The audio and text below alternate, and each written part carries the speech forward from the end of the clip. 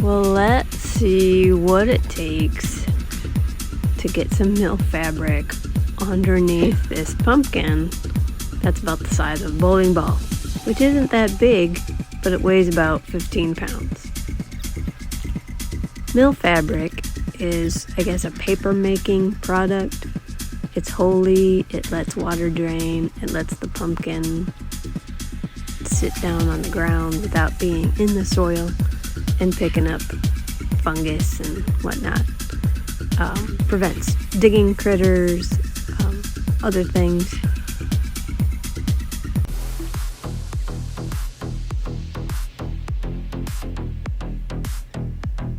I am considering what my options are to pick this pumpkin up. I'm going to have to pick it up with one hand and move the fabric with the other. Trying not to scratch the pumpkin. I'm trying not to break any vines. I'm being very careful. I've sped this up, but this took a long time. So I used a sheet, cradled the pumpkin. In one hand, I lifted and moved the fabric. Now you want to have 2 sheets of mill fabric so they can slide. So when the pumpkin gets really big, it needs to be shifted.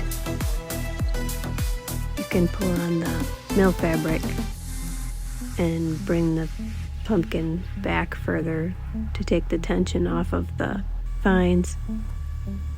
So again, another view. I've got one down, but I still need to move some vines. This is the hot part of the day. This is the best time to move vines. You want to do it carefully, gently, incrementally, not all at once.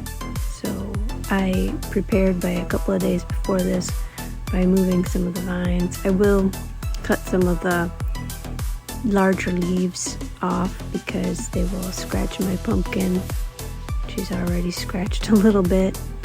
It doesn't take much, they're so soft.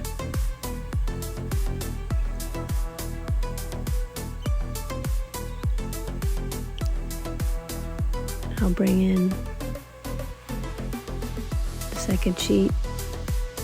So now I figured out where to position this. I think it's 4, it's got to be closer to 5 feet by 5 feet square.